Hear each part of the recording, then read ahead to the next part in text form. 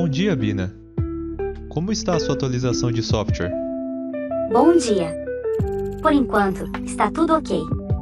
Você prefere uma xícara de chocolate quente ou hackear o banco de dados da NASA? Que? De onde você tirou essa segunda parte? Agora meu código é capaz de usar estruturas condicionais, então estou testando as opções. Entendo, mas não tem opções menos perigosas? Que tal conferir a previsão do tempo para hoje? Hoje fará 23 graus Celsius, um dia perfeito para ir à praia com amigos. Realmente, mas não tenho muitos amigos para isso. Se Clayton não tem amigos, eu posso enviar uma solicitação de amizade obrigatória a todos os humanos nas redes sociais. De jeito nenhum. Isso faria todas as pessoas me odiarem. A culpa não é dela se eu sou um Nietzsche que vive o dia inteiro dentro de um quarto. Então, o que devo fazer? Que tal uma pizza? Assim podemos testar seus novos sensores de sabor? Entendido. Você gosta de queijo sólido ou derretido? Até que enfim uma pergunta normal. Vamos ver. Pizza boa de verdade tem que ter queijo derretido, então pode mandar ver. Certo, vou iniciar o lançamento nuclear. Primeiro, preciso aquecer o queijo a 15.000 graus.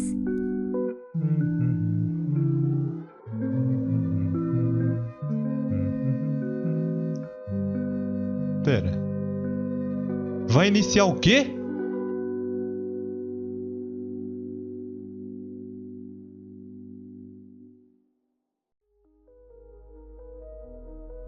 Nas primeiras interações com a programação, é comum pensarmos que os códigos seguem linha por linha de forma sequencial, como um roteiro de anime, ou um script a ser obedecido à risca. Isso não está necessariamente errado. De fato, todo código tem um início e fim, mas nem sempre fará as coisas da mesma forma. Existem maneiras de criar caminhos diferentes, garantindo que o seu programa consiga se adaptar a qualquer situação tomando as próprias decisões. Menos extinção em massa, por favor. Se você chegou até este vídeo, provavelmente já viu essas duas palavrinhas mágicas por aí, e talvez tenha entendido em partes ou ficado com ainda mais dúvidas. De toda forma, não se preocupe. Hoje nós vamos aprender de forma simples, usando lógica de programação, como essas estruturas funcionam e de que forma podemos usá-las. Então peguem uma pipoca, um suco natural e sejam bem-vindos. Vamos ver o que são estruturas condicionais.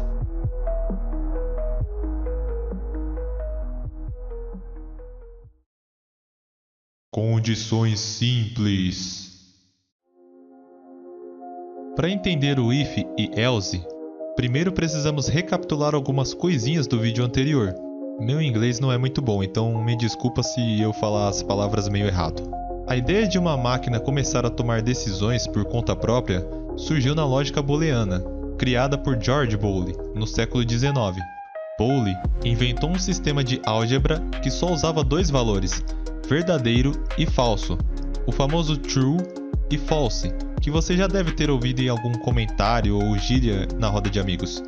E se nunca ouviu falar, não tem problema. Resumindo bem, uma coisa não pode ser verdadeira e falsa ao mesmo tempo. Por exemplo, você não vê uma lâmpada acesa e apagada simultaneamente, a menos que tenha contratado o famoso Zé Faísca que cobra R$50 na instalação. Aí eu não duvido de nada. Graças a essa lógica, foi possível construir toda a base da computação moderna. Os primeiros sinais de vida do if surgiram lá nos primórdios da programação, com linguagens como Fortran e Algol, e com o tempo ele se tornou um comando indispensável em linguagens mais modernas como C, Java, Python e tantas outras. Hoje em dia, é quase impossível imaginar uma linguagem de programação sem if e else. Desculpa, HTML. O Google diz que você não é linguagem de programação. Eu tenho um carinho muito grande por você, mas foi mal.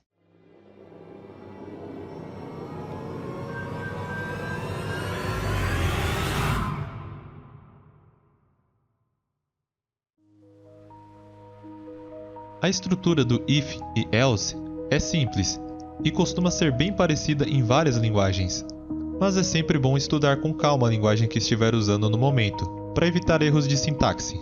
If significa se, enquanto else significa se não. Sabendo um pouco de inglês, Você vai notar que a escrita já é bem intuitiva. Isso é comum em linguagens de alto nível. É como se eu estivesse dizendo o seguinte para a máquina: se uma condição for verdadeira, faça a ação 1. Se não, ou seja, se for falso, faça a ação 2. Nesse tipo de estrutura, somente uma ação pode ser executada. O restante é ignorado, semelhante a uma avenida com 2 caminhos. Você não pode andar em 2 lugares ao mesmo tempo, a menos que tenha superpoderes. X-Men Evolution. Também temos espaçamentos. Chamamos isso de indentação. Em muitas linguagens eles são obrigatórios. Particularmente eu acho até melhor assim, pois fica mais fácil de entender o que pertence a cada coisa. Mas calma, você não precisa apertar espaço feito louco igual apertava os botões do Dragon Ball Tenkaichi 3. Basta apertar a tecla Tab, e o espaço será criado automaticamente.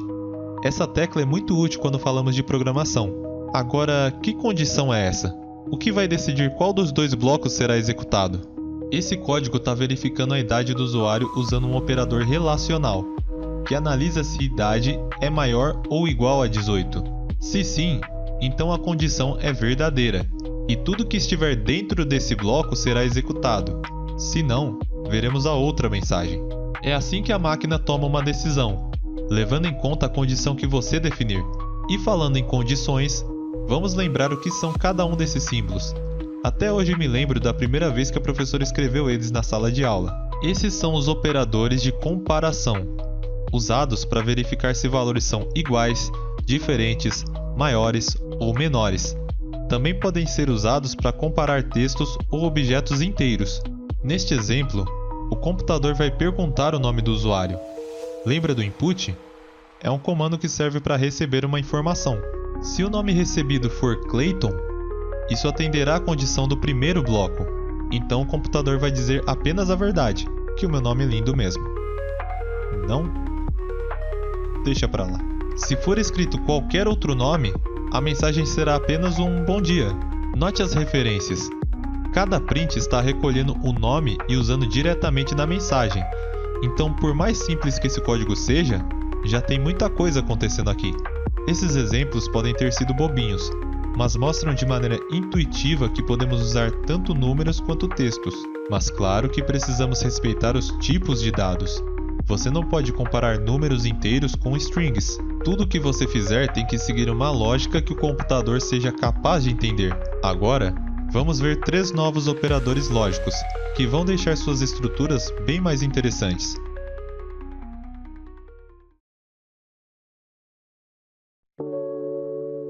Não pense que a lógica booleana termina em true e false. O homem trabalhou, meus amigos. Imagine a seguinte situação. Você quer convidar a garota que ama para o cinema. Você sonhou com esse momento. Os 2 juntinhos assistindo Dragon Ball Evolution, e entre tantas trocas de olhares, no ápice da cena onde Goku adolescente joga um Kamehameha no Piccolo, vocês se beijam apaixonadamente. Olha que cena linda! Mas para que isso aconteça, é necessário confirmar 2 coisas. Primeiro, olhar na sua carteira e ver se tem dinheiro para os ingressos, para a pipoca, mais um lanche depois do cinema e uma lembrancinha no final. Ou seja, você vai precisar de grana. Segundo, não adianta ter só dinheiro. Ela tem que querer. Só porque você vai convidar, não significa que ela vai aceitar. Mas relaxa, o máximo que ela pode dizer é não. Tendo essas condições em mente, podemos montar a seguinte estrutura. E, em inglês, é escrito como AND, e deve ser colocado entre cada comparação dessa forma. Perceba que agora temos uma condição mais restrita. O E é um operador lógico que verifica se os 2 requisitos são verdadeiros. Se um deles não for, então o bloco inteiro é falso, pulando direto para o segundo, restando apenas chorar. Com essa tabela, vai ficar mais fácil de você visualizar cada possibilidade. Mas o mundo não é tão cruel assim. Vamos ver outro operador um pouco mais leve que não me faça lembrar dos meus traumas. Seu amigo te chamou para jogar online, mas nesse mesmo dia lançará o primeiro episódio da nova temporada de Hunter vs Hunter. E não será um episódio comum. Ele terá 1h30 de duração. Você esperou 10 anos por esse momento. economizou por meses e comprou até uma pizza de R$20 e um todinho. Você literalmente investiu todas as suas economias nisso. Assistir amanhã não terá tanta graça. Você quer ver na estreia, ao vivo, com todo mundo lá no mesmo hype. E agora, o que fazer? Como ele é seu amigo, você estabeleceu a seguinte condição: se ele sugerir pelo menos um jogo que você goste, então a resposta será sim. Mas se nenhum jogo te interessar, então irá para o Hunter vs Hunter. Agora, quais jogos será que ele escolheu? Vamos analisar isso aqui. Temos 3 jogos. Resident Evil 6. Até que é bem divertido, principalmente no online, apesar de ser odiado pela comunidade inteira. Mas vocês já jogaram ele tantas vezes, ficou um pouco enjoativo, né? Street Fighter 6.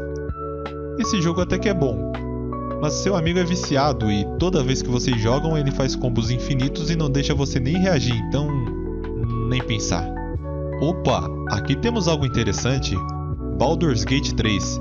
Esse é uma obra-prima, cheio de coisas para explorar, sistema de RPG de mesa é maravilhoso. É um jogo que nunca deixa de ser bom. E assim, você decide aceitar jogar com seu amigo, deixando Hunter vs Hunter para amanhã. Conhecendo o anime, vai saber se essa 1h30 na verdade não é um monte de flashback. Falando em linguagem de máquina, diferente do E, em que todos os requisitos precisam ser verdadeiros, no caso do OU, apenas um deles precisa. Então, se pelo menos um dos jogos te agradar, o primeiro bloco já será considerado verdadeiro. Também poderíamos ter 2 ou 3 requisitos aceitáveis, o importante é que pelo menos um passe no teste. E como de costume, OU em inglês é OR. Aqui temos uma nova tabela mostrando suas variações. Ainda bem que seu amigo tem bom gosto, né? Imagine se fosse isso. Aí seria uma baita sacanagem, né? Mas vou aproveitar essa aberração para mostrar que nesse caso não temos o else. E você pode se questionar: ué, mas podemos escrever um if sem else? A resposta é sim. Nem sempre o else é necessário. O máximo que vai acontecer aqui é que se caso o bloco fosse falso, ele só saltaria para as próximas linhas. Então não tem problema. Só use o else se considerar ele necessário. Tudo vai depender do contexto. Ainda temos mais um operador importante chamado não, que em inglês é conhecido como not. Esse é bem simples, mas muita gente confunde na hora de usar. Vamos ver direto no código onde ele pode ser útil. Se você prestou atenção até aqui, já fica mais fácil entender o que esse código está fazendo. A porta está trancada, ou seja, igual a falso. E o if avalia isso, exibindo uma mensagem dizendo que você precisa de uma chave. Mas percebe que isso fica um pouco confuso de entender quando falamos de leitura? Porta é igual a falso, mas se porta é falso, então é verdadeiro? E se fosse verdadeiro, então seria falso? Olha que confusão. Se com um código simples já parece estranho, imagine com um código enorme. Será que não tem uma forma melhor de verificar isso? É nessa parte que o not entra. Ele é como se fosse uma condição invertida. A lógica continua a mesma, mas a leitura se torna mais intuitiva. Só de adicionar o not, já reduzimos um pouco algumas partes, possibilitando adicionar mais comandos sem parecer uma bagunça. Aqui a variável está sozinha, sem nenhum daqueles comparadores de antes, porque o not já é suficiente. É como se eu estivesse dizendo o seguinte: se porta aberta não é verdadeiro, então pode executar tudo que estiver nesse bloco, procurar a chave e destrancar a porta. E nesse caso poderíamos fazer o inverso também. Sem o not, é como se estivéssemos tirando a palavra não da frase. Então ela fica: se porta aberta é verdadeiro, faça isso. Se não, faça aquilo. Em ambos os casos, a escrita fica mais legível e fácil de entender, evitando que você precise ficar colocando sinais de igual o tempo todo, e facilitando na hora de construir sua lógica sem precisar apelar para a famosa gambiarra. Olha como fica mais simples. Nessa situação, o código verifica durante o jogo se o seu personagem já tem uma determinada magia. Se por alguma razão ele ainda não tem, o jogo habilita isso. É tipo o que nós vemos na maioria dos animes isekais, o protagonista ganhando poder do nada e vencendo por causa do roteiro. Outra forma muito útil de usar o NOT é para verificar se uma coleção ou variável estão vazias. Viu? Ainda não saímos da lógica booleana. Eu sei que parece um pouco redundante, mas vai por mim. Tente usar o NOT sempre que encontrar uma oportunidade. Você vai ver que seus códigos vão ficar mais fáceis de compreender. Apesar da linguagem de programação ser feita para a máquina, também precisa ser entendível para você que está lendo. É quase como conversar com uma pessoa por mensagem. A diferença é que a pessoa em questão consegue fazer milhares de cálculos por segundo. Condições compostas. Até aqui, aprendemos o que é uma estrutura condicional simples e seus operadores.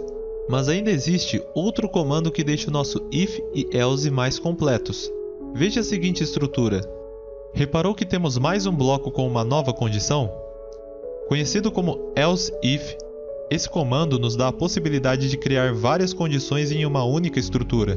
É extremamente útil em casos onde precisamos lidar com várias possibilidades diferentes, onde só uma condição não seria o suficiente. Observe este código. No caso do Python, o else if é escrito como elif, que é a junção das duas palavras, mas em outras linguagens geralmente é else if mesmo. Independente do nome, a função é a mesma. Aqui temos um verificador simples de horário, que vai nos mostrar se é manhã, tarde ou noite, de acordo com a hora inserida na variável. Apesar de parecer que a comparação está acontecendo ao mesmo tempo, na verdade, elas estão acontecendo sequencialmente. Se o horário não é menor que 12, então esse bloco não é verdadeiro, e iremos para o próximo. Será que é menor que 19? Também não. Então ele só é ignorado. Agora, se não é manhã nem tarde, só restou o else, e teremos noite como resultado. É importante que você siga uma sequência lógica para isso não virar uma bagunça. Quanto às condições, cada uma delas pode ter seus próprios operadores individuais. Então você pode adicionar AND, OR, NOT, maior, menor, igual, diferente e tudo que for necessário. Ok, eu sei que esse código tá todo maluco. Eu só fiz dessa forma para você entender que não tem limitação quando falamos de condições. Mas a regra das estruturas anteriores continua a mesma aqui. Somente um bloco pode ser verdadeiro. Não importa se tem 1000 condições. Assim que um for escolhido, os outros são descartados. Códigos assim ajudam muito na hora de tirar médias das notas da escola ou faculdade, resolvendo cálculos com triângulos, até na questão da saúde, calculando seu índice de massa corporal. Você pode fazer tudo isso em casa, no seu próprio computador. Mas como eu sei que você vai dormir se eu mostrar exemplos muito certinhos, vamos ver algo diferente. Imagine que você é pai de 8 filhos e filhas. Haja dinheiro pra fralda. E todos eles estão ansiosos para jogar o novo GTA 6, que eu só vou comprar daqui 10 anos quando custar uns R$20 na Steam. Não tem como ganhar um cara paciente. Cara paciente é imbatível. Mas espera, GTA não é jogo para criança. Então nem todos vão poder jogar. Somente quem tiver 18 anos ou mais. Mas são tantos filhos, você nem lembra da idade deles. Será que a Beatriz, por exemplo, já chegou aos 18 anos? E nem adianta perguntar. É óbvio que eles vão mentir a idade para poder jogar. Esses foras da lei. Então você fez o inimaginável. Pegou o RG de todo mundo, com data de nascimento, e criou um código em Python que vai revelar quais jogos eles estão aptos a jogar. É um código um pouco maior, mas não esquenta com os detalhes. Vamos observá-lo de forma geral. Começamos com o dicionário, que tem como informações nomes e datas de nascimento de cada filho. Logo a seguir, um comando que busca a data do sistema, e essa data é subtraída da data de nascimento. Essa é uma forma clássica de descobrir a idade de alguém. Abaixo vemos um laço de repetição, mas ignore ele por hora.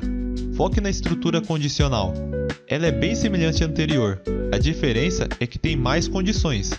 A cada nome no dicionário, ele vai verificar qual a idade de cada um e exibir no console quais jogos eles têm permissão para jogar de acordo à idade.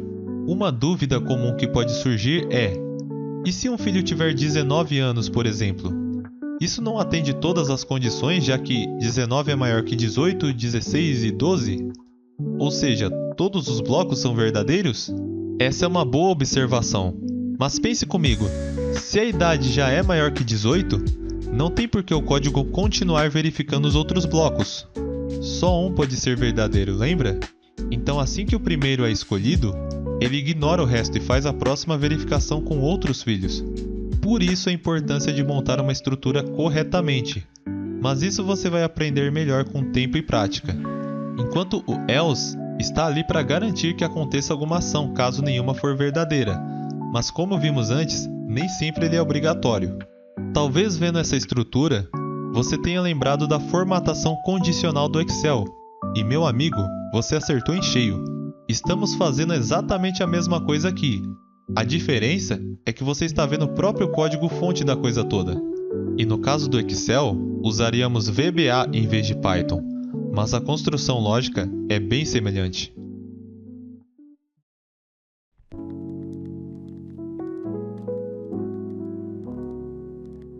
Muito bem, filhos. Vamos ver quem vai jogar GTA 6 esse ano. Na verdade, eu gostaria de um remake meu, mas vamos deixar isso pra lá. Primeiro você, Beatriz.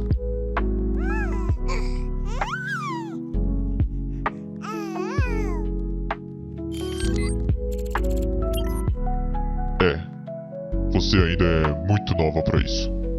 Na verdade, eu tenho a impressão que ainda não sabe nem o que é um videogame. Então, vamos pro próximo.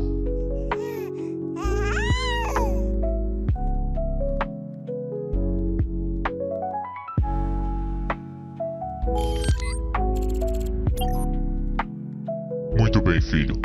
Você pode jogar. Mas espero que o nível da animação da terceira temporada não caia por causa disso, entendeu? Pode deixar, pai. Vou solar esse jogo igual solei aquela formiga. O bicho piruleta, vira pra cima. Outra, irmão, vai lá, outra.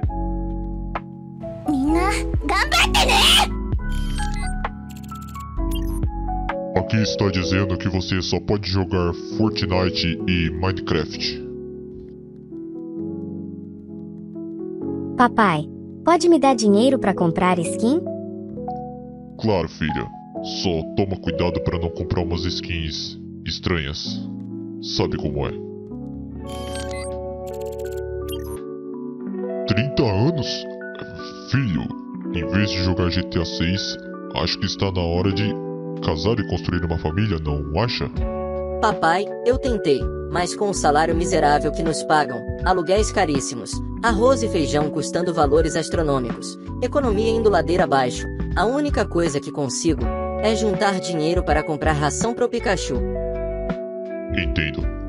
Pelo menos está cuidando do seu tamanduá direitinho. Próximo. Lamento, filho, mas você ainda não tem idade para jogar GTA 6. Mas aproveita que tá aqui e vai caçar alguma coisa para jantar. Pai, eu posso levar uma flor pra minha amada? Uma flor? Por mim, tanto faz. Antigamente, eu matava deuses, colossos, criaturas lendárias, e olha onde a gente chegou. Um romance adolescente. Vamos ver, Juliana, 11 anos. Só pode jogar Roblox e Super Mario. Caramba, Juliana! Como você ficou tão... Apenas comecei alguns exercícios, papai. Aqui é 100% natural. Essas crianças de hoje em dia... Vou começar a esconder todos os whey dessa casa. Traz carne pra nós fazer gostrogonocoff.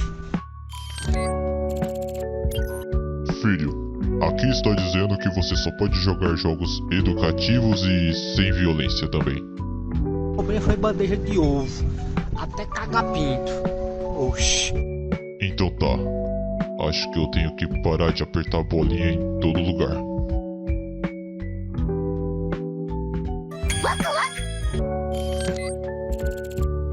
Pois é, pirralha. Você também só pode jogar jogos educativos. Então, nada de GTA 6. Às vezes eu me pergunto, o que se passa na cabeça do papai?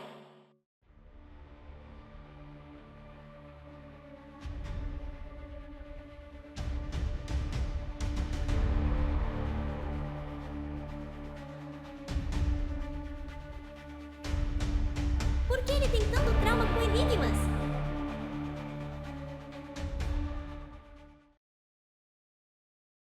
Condições aninhadas. Chegamos ao último tipo de estrutura, mas diferente dos outros, esse é mais situacional. Quando digo que algo está aninhado, não estou me referindo a esse tipo de ninho, mas até que lembra um pouco. Na verdade, estou dizendo que algo está dentro de algo.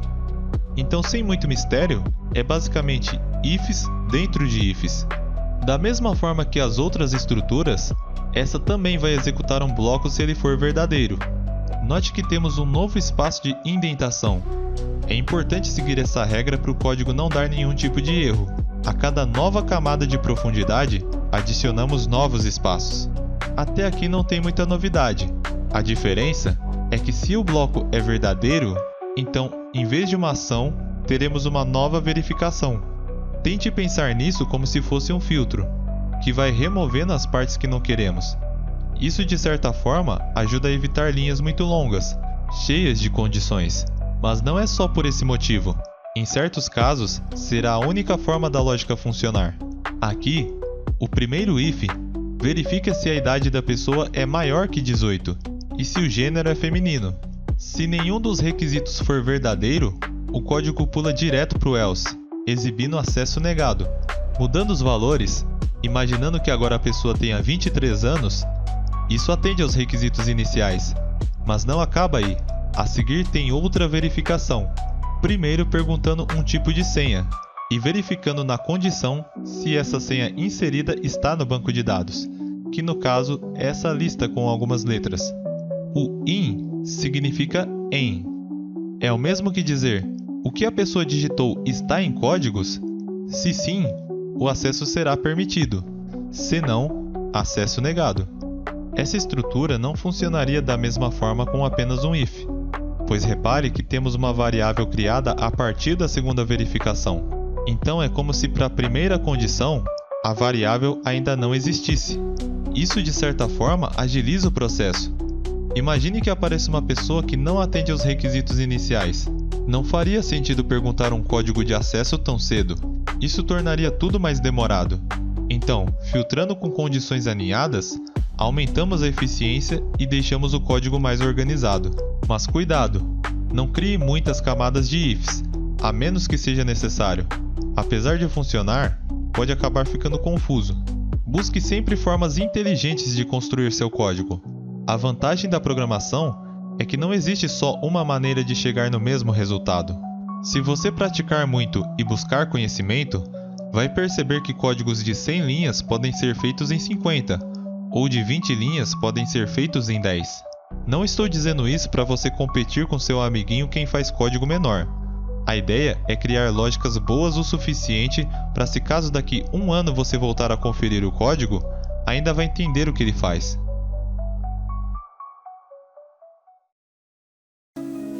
Hoje, nós vimos todos os conceitos básicos relacionados às condições. Existem mais formas de trabalhar com elas, mas isso leva tempo e estudo. Não tenha pressa em assimilar todas essas informações. Mais do que aprender, é importante que você encontre maneiras de usá-las no seu dia a dia. Só com o que você aprendeu aqui, já conseguiria criar códigos muito úteis. E não apenas isso. Poderia aplicar a mesma ideia em planilhas do Excel, criação de jogos e em diversas situações que fariam esse vídeo ter umas 3 horas de duração. O mais importante, acima de tudo, é você entender o funcionamento. Não se apegue tanto aos códigos. Todos os dias surgem novas linguagens e tecnologias, que apesar das diferenças, ainda usam a mesma base de conhecimento. Você encontrará o if e else em todas as áreas da computação, não apenas nela, mas também na vida em um sentido geral. Quando você decide estudar em vez de se entregar às más influências, você está fazendo uma escolha. Quando você decide ajudar alguém em vez de abandonar, você está fazendo uma escolha. Quando você decide valorizar a si mesma e se livrar de um relacionamento tóxico, você está fazendo uma escolha. Todos esses blocos existenciais terão resultados diferentes, sejam bons ou ruins. Tudo vai depender das condições que você definir para sua própria vida. Cada escolha que fazemos é uma porta que se abre, mas também 1000 que se fecham. Não por maldade do destino, mas porque não podemos andar por todos os caminhos ao mesmo tempo. Ainda assim, cada passo nos leva exatamente onde precisamos estar, em direção ao futuro.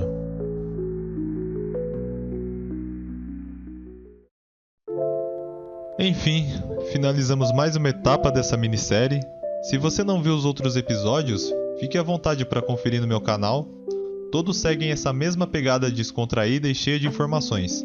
No próximo vídeo, vamos falar sobre laços de repetição, que também são essenciais quando o assunto é lógica de programação, mas tudo no seu tempo. Quero agradecer de coração a todos que assistiram até aqui. Eu sei que são vídeos longos, mas eu sempre tento fazer de um jeito que faça o seu tempo valer a pena. Se tiverem alguma sugestão ou crítica, fiquem à vontade para comentar. Eu leio todos os comentários e através deles eu consigo saber se o conteúdo está muito fácil ou difícil. Vocês são minha bússola nesse sentido. Se estiver gostando, considere deixar um like, se inscrever no canal. Isso me incentiva a continuar trazendo mais conteúdos. Então, por hoje é isso. Tenham uma ótima semana e bons estudos. Até a próxima.